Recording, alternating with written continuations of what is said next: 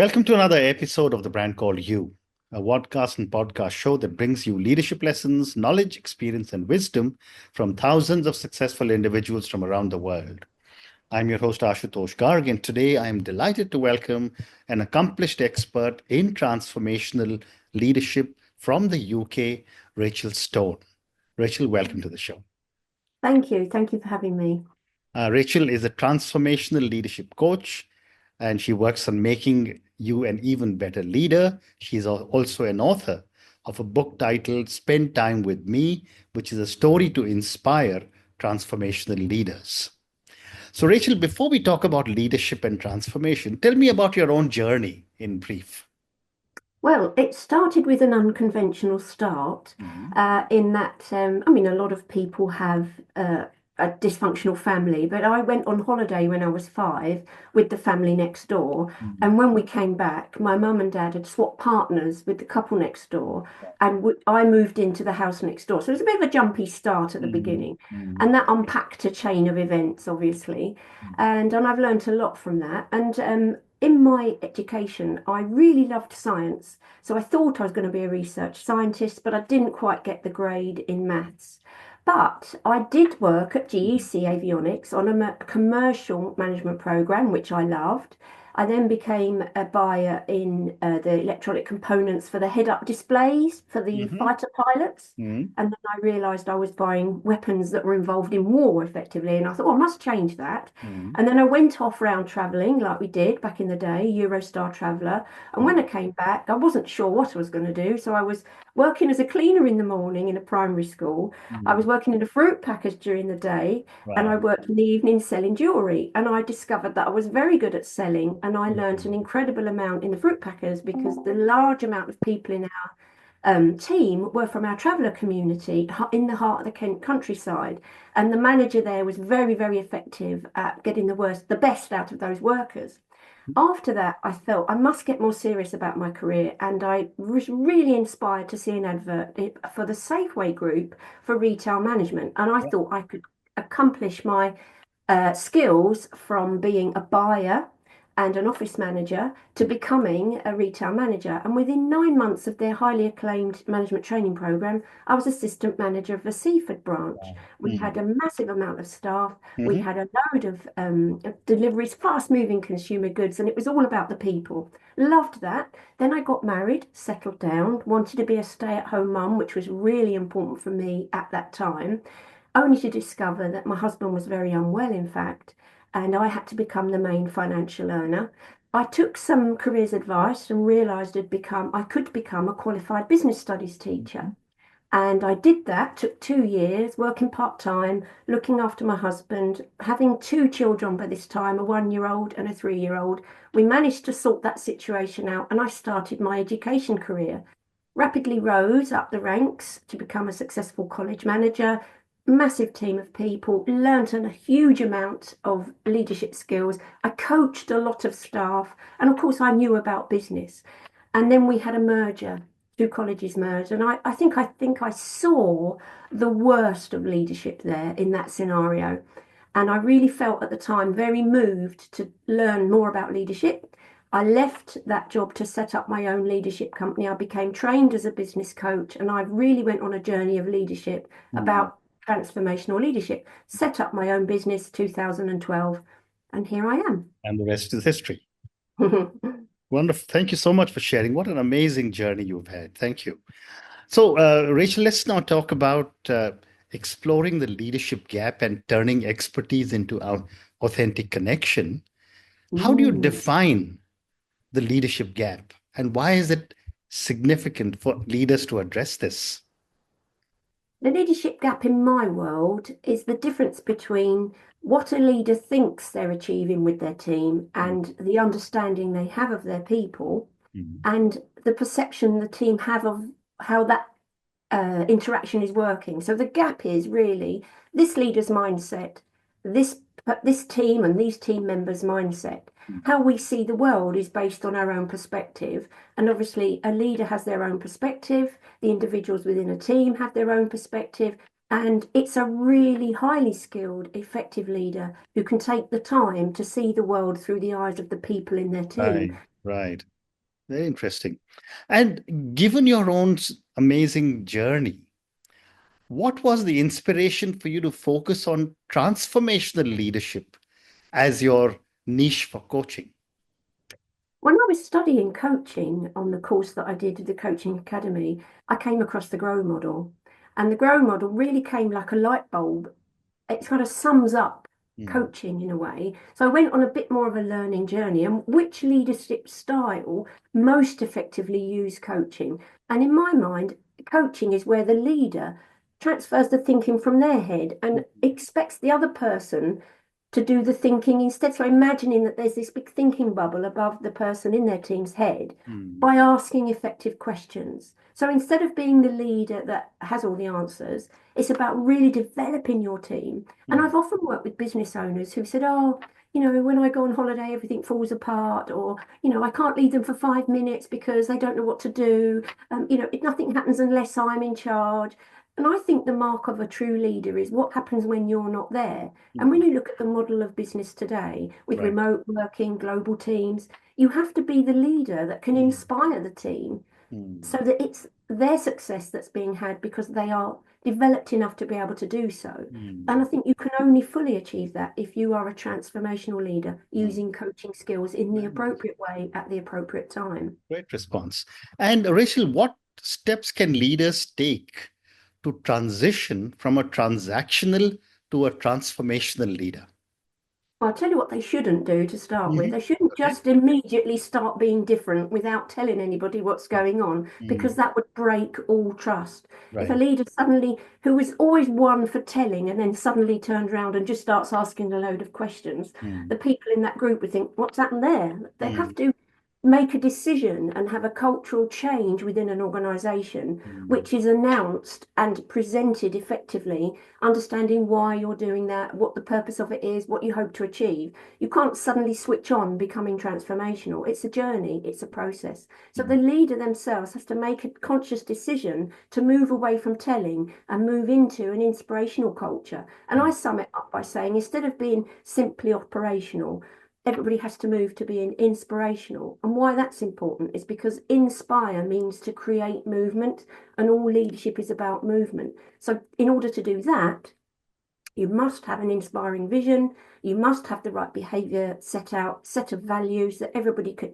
sign up to and align. And in the process that I've been through with some companies, then when we move to a transformational leadership where there's accountability, responsibility, expectation to move forward, if those people are not in that space, sometimes people do have to leave and go somewhere where they are just told what to do by when and how. So you have to announce yeah, it. yeah, very well said. And Rachel, how does a leader's self-awareness impact their ability to inspire and connect with their teams? Well, let me ask you a question, if I'm allowed to. Hmm. To answer that, to answer your question, I'll ask you a question. If I was to give you a gift of flowers, which flower would be your favorite flower? Probably a rose. Okay, so I love freesias, okay? Hmm. And I want to give you a gift. I'm going to give you freesias. Now, that's going to be a gift that's not going to land well Hmm. because I haven't taken into understanding what you like and what you need, what Right. your preferences are, how you operate. And so, another example in a more work-based analogy is Hmm. if I'm somebody that relies heavily on written text to help Hmm. me feel secure for instructions, and I print myself off a great big swathe of instructions, detail, detail, detail, with no images and Hmm. no flow, just Hmm. text in a linear format. But I'll present it to somebody who really likes to have a flow chart or who Hmm. likes bullet points, who needs a visual representation. My message isn't going to land well. So Hmm. to make the connection to become a really effective transformational leader, Hmm. your own self-awareness is understanding what your preferences are, how you Right. choose to behave. Hmm. And then the next step is to be willing to understand what those other people in your team, how they prefer to hear the message. And Hmm. that then creates that massive magic moment of connection. You're basically seeing the world through Hmm. the other person's eyes. And Hmm. that's everybody can communicate, True. but not everybody is able to connect. Well said. And how does trust influence team engagement and overall performance? So A leader has followers. In order to follow somebody, you've got to trust them to take Correct. you somewhere. And in most cases, you have to trust them that it's going to be somewhere better. Why would you walk towards something that's worse? So the leader needs to be trusted in order for people to follow them. And in order to create that trust, they must be trustworthy. And there's a whole load of behavioral habits that create that obvious trustworthiness so that the people in the team can then give you their trust. So Mm, there's a whole batch of work to do around exhibiting the right behaviours to create the environment for trust. mm, And without trust, there's no glue. It mm. is the glue that holds everything together. Very interesting.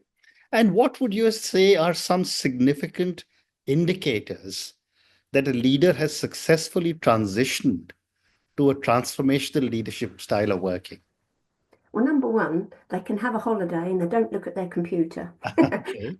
They can relax and they can say, well, I trust my team. I've Mm, developed them. They're able. It's perfectly fine. I've got a progression plan. There's more than one person that can do one task and they can go on holiday. Also, when you go into the atmosphere of an environment of working where there's high transformational leadership style, you see mm, people being autonomous learners. You see people asking questions. You see a culture of feedback mm. up and down. So managers don't mind being given feedback. Managers are very good at providing feedback, but mostly you'll have clearly defined behaviours that are set out in a set of values, and people all are custodians of those values. And there is a culture where people are determined to learn. They're going to say what went well and even better if. Interesting. One more question relating to exploring the leadership gap, then I want to move to another set of questions. Can you Mhm. share an example of how vulnerability can strengthen a leader's connection with their team? Yes, I can. In my experience of working with organisations, people fear change, Mm, and it's kind of part of our basic human nature to fear change, and it's kind of a weird thing because we love certainty, but we're stimulated by variety. And so I was working with an organisation, and we came across COVID, and obviously that was a massive change. And I think every single leader in every country found that they were vulnerable there because they had to really quickly think overnight, basically, how they could pivot their business to take advantage of the situation. So I was working with a motor dealership and they had 250 staff. They were all heavily based in an in-person experience, hardly online, apart from just advertising. And then the manager had to say to his team, look, at the moment, I don't know how we're going mm, to survive, mm, but bear with me. I've got your best interests at heart. I mm. don't want to see this crumble. I Right. want to tell you I'm as scared as you are, but I'm going to work with all of you so that we can make this work. And Mm, just having that moment where there was transparency, rather than trying to hide those feelings, mm, and being honest, the truth is the truth is the truth. I don't know what to do yet, but I will look out for your best interest. And that was a completely vulnerable moment. yeah. And then trust multiplied there because everybody was thinking the same, what's going to happen next? Mm, Although there wasn't an answer, they had clear communication, which was a bit vulnerable. I don't know what I'm going to do yet, but yeah. I'm going to do something and we're all going to have to work together. It's a Mm, massive example of how being vulnerable really amazing. garnered everybody's spirit. What a great example. Thank you. Rachel, now let's talk about navigating leadership across generations, cultures, and global hybrid teams. That's another Mhm, area of your specialization. My first mhm. question is, how do you generational differences shape workplace dynamics, and how can leaders adapt their styles to accept this? Really interesting that so much in the world of work has changed in such a short space of time. And you think of the phrase, terms of reference, my experience growing up is a completely world apart from my children. They're grown Mm, up now, their experience of. So everybody's experience of work has changed significantly. In fact, most of the people in university now are probably going to do jobs that don't even exist yet. mm, So we have to think about that it all comes back to totally knowing your perspective of where you are and you've come to work with all your experience of what you know and like, yeah. and at the same time other people are coming into that space with their experience of what they know and like. So, in terms of managing this scenario with massively differing experiences of the world, it's about totally understanding where you are and that that might not be the same Mm, as the other person's, starting with that understanding that everybody brings something to the table, everybody has something to offer, but their experiences may not be the same. It comes down to self-awareness for mm, every individual in the organization and building a vocabulary around that. And that can also be helped by tools such as disc profiling, which is something I'm really, really keen on. Understanding somebody's perspective so that you can be more able to communicate in a way that suits them is mm, basically the nub of all of that. mm. And how important is cultural intelligence to manage global teams? It's massive, but I want to just put in a little fly in the ointment then. You can have 16 people from Brazil, for example, in Mm, a room with very varied cultural experiences because their families may they may come from the yep, same country. They may even have the same religion, for example, but they might not have gone to the same school. absolutely. They might not have had the same influences. They certainly won't have had the same experiences. Somebody could have lost their mother early at birth. Somebody could have moved 15 times because their father was in the army.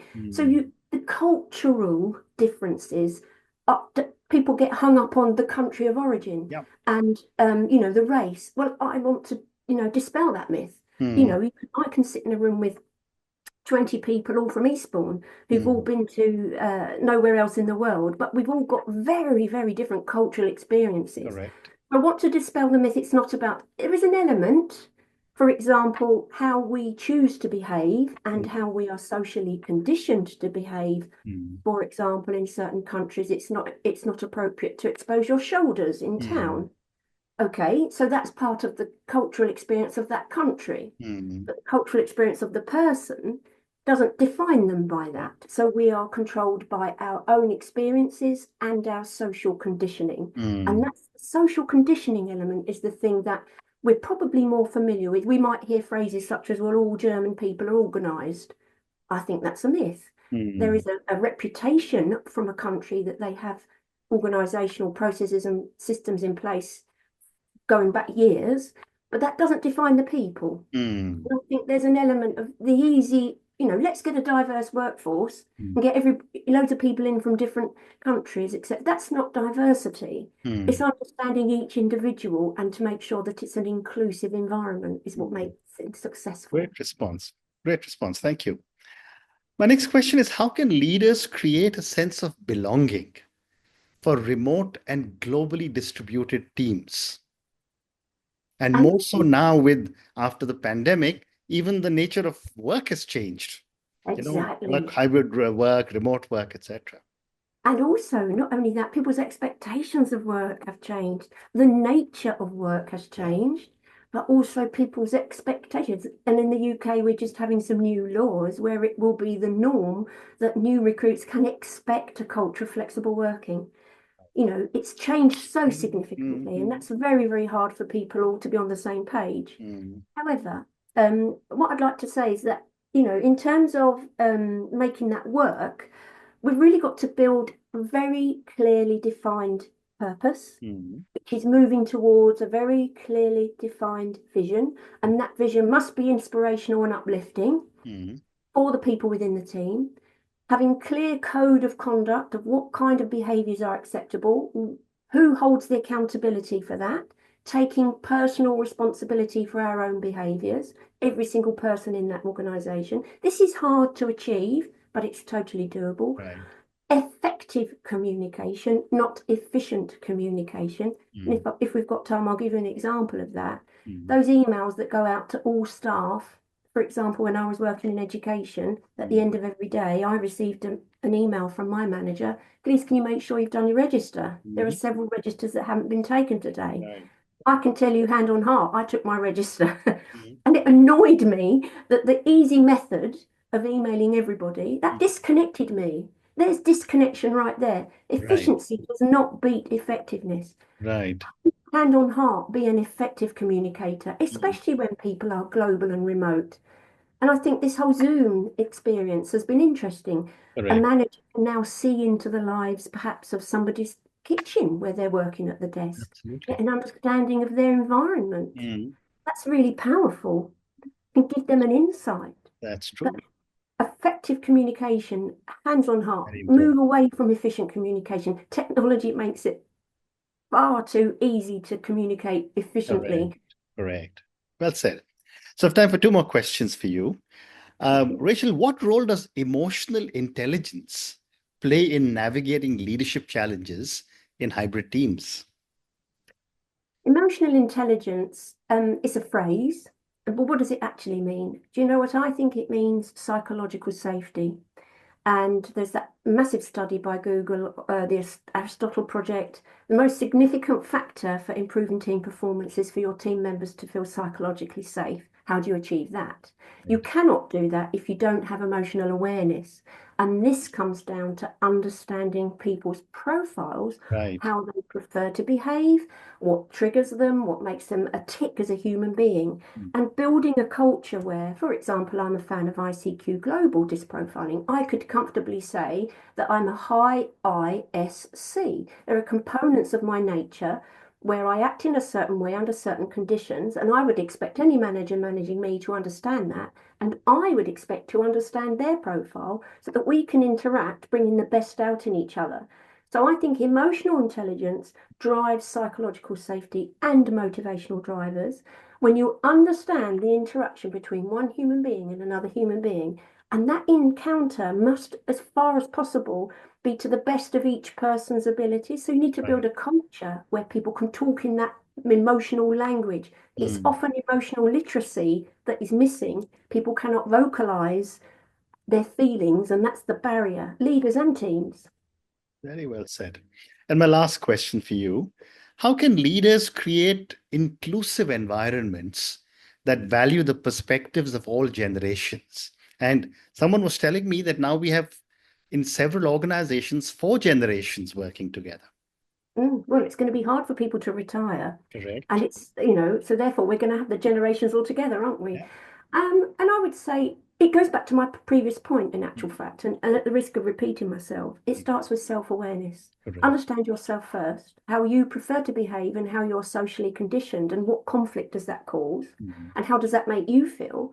Then for the team, in a cascaded approach, how does everybody understand their own profile and how do they know what their good bits are and their worst bits are? Right. So therefore you can then have really meaningful one-to-one exchanges, one human being to another human being. I understand that you're a high D character. I will be brief. I will have less detail.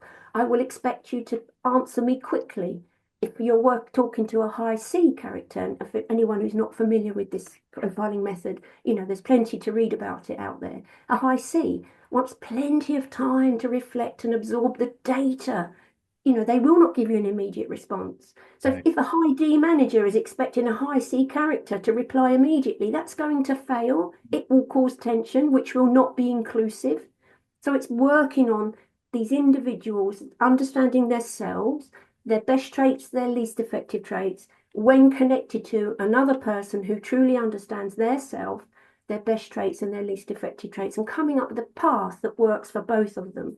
Hard work, but it works well. Very well said. And on that note, Rachel, I just want to say thank you so much for speaking to me about your own incredible journey. What an amazing Oh, story you've had, and how you worked your way to what all you've achieved today. We thank covered a you. lot of interesting grounds on exploring the leadership gap. You told me what is leadership gap. We spoke about authentic connections. We spoke about the need for a leader's self-awareness, and you spoke about it a few times on how Mm, important it is for leaders to be self-aware. You also mhm, gave me an interesting example of how vulnerability can strengthen a leader's connection.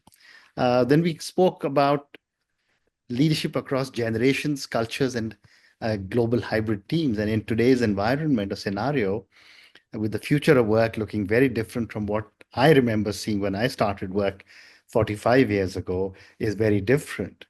Thank you mhm. also for speaking to me about emotional intelligence and about inclusive environments. Thank you Thank you again for for speaking asking to me me. such. Yeah, there were such great questions. Thank you so much.